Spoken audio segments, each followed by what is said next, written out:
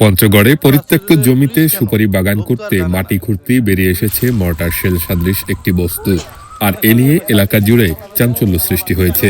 মঙ্গলবার দুপুরে পঞ্চগড় পৌরসভার পশ্চিম জালাশী এলাকায় হোসেন আলীর অনাবাদী জমিতে মাটি কাটার সময় মাটি চাপা অবস্থায় বস্তুটি উদ্ধার করেন জমিতে থাকা শ্রমিকরা।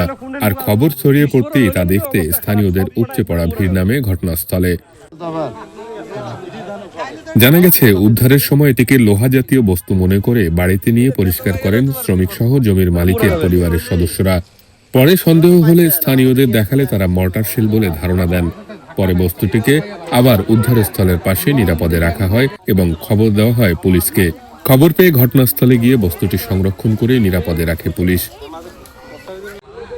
স্থানীয় বয়োবৃদ্ধদের দাবি, ১৯৭১ সালের মুক্তিযুদ্ধের সময় জালাশী এলাকায় খান সেনারা একাধিক মর্টার শেল নিক্ষেপ করেন। সে সময় বেশ কয়েকটি মর্টার শেল বিস্ফোরিত হয়। হয়তো সে সময় এটি বিস্ফোরিত হয়নি। যে স্থানে মর্টার শেলটি পড়েছিল সেটি এখনো গর্ত হয়ে রয়েছে। পুলিশ বলছে, বস্তুটি নিষ্ক্রিয় করতে ইতোমধ্যে সেনাবাহিনীর বোম্ব ডিসপোজাল ইউনিটকে খবর দেওয়া হয়েছে।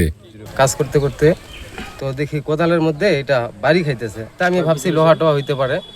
তো পরে খুঁড়ে টুড়ে দেখলাম, তো দেখতেছি আবার অনেক ওজন। ৭১-এ এখানে একটা পড়ছিল, এটা ফুটছে, এখানে একটা পড়ছিল, এটাও ফুটছে, কিন্তু এটা আর ফুটে নেই, এটা নিচের দিকে মাথা ঢুকছে আর ফুটে নেই। 4 দিনের মাথা উনি এই ট্রেনটা করতে আমাদের জাহিদুল ভাতিজা ওখানে পাইলো মাত্র অনুমানিক 3 ফিট গভীর তোলে। তারপরে আইসা দেখলাম, ধারণা করলাম, ভাই বললো যে এটা ৭১-এর বোম।